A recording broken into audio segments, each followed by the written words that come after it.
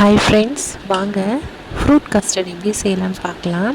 இதுக்கு தேவையான பொருட்கள் என்னென்னா, கஸ்டர்ட் பவுடர், ஒரு மாம்பழம், ஒரு ஆப்பிள், 1/2 லிட்ரு எந்த மில்காக இருந்தாலும் ஓகே, அப்புறம் ஒரு பனானா. பால் கீரை நல்லா சூடானதுக்கப்புறம் பாலை பிரித்து அதில் ஊற்றிக்கோங்க. பால் நல்லா கொஞ்சம் கொதி வரட்டும். இப்போ 1/2 லிட்ரு பாலுக்கு 4 ஸ்பூன் கஸ்டர்ட் பவுட்ரு போட்டு ஆறின பால் இல்லைன்னா பச்சை பால் ஊற்றி நல்லா கட்டி இல்லாமல் கலந்துக்கோங்க. பால் நல்லா கொதி வரத்துக்குள்ளே நம்ம போய் ஃப்ரூட்ஸ் எல்லாம் கட் பண்ணிடலாம். நான் தோல் சீவிட்டு தான் ஃப்ரூட்ஸ் அதில் ஆட் பண்ணுவேன். உங்களுக்கு தோலோடு வேணால் நீங்கள் போட்டுக்கோங்க. இப்போ பால் நல்லா கொதி வந்துடுச்சு. நம்ம மிக்ஸ் பண்ணி வச்சுருந்த கஸ்டர்ட் பவுட்ரை அதில் ஊற்றி ஆட் பண்ணிக்கோங்க.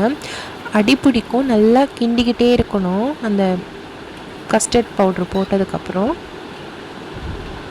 நல்லா கொதி வரட்டும். கொதித்து வரும்போது சுகர் ஆட் பண்ணிக்கோங்க. உங்களுக்கு எவ்வளோ சுகர் வேணுமோ அவ்வளோ ஆட் பண்ணிக்கோங்க.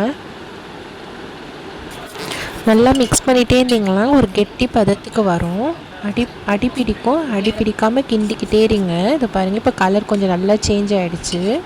கொஞ்சம் கெட்டி பதத்துக்கும் வந்துடுச்சு. ஸ்டவ் ஆஃப் பண்ணிடலாம்.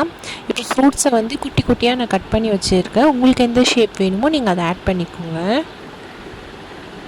இப்போ ரூம் டெம்பரேச்சர்லேயே வச்சு அந்த கஸ்டர்ட் மில்கை ஆற வச்சுக்கோங்க.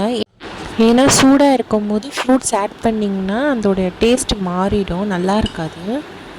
இப்போ நல்லா ஆறிடுச்சு.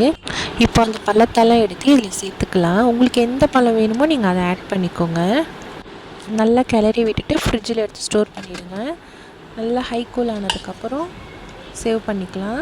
நான் மாதுளப்பழம் கடைசியாக தான் ஆட் பண்ணேன். இந்த டெசர்ட்டை உங்கள் வீட்டில் ட்ரை பண்ணி பாருங்கள். பாய்.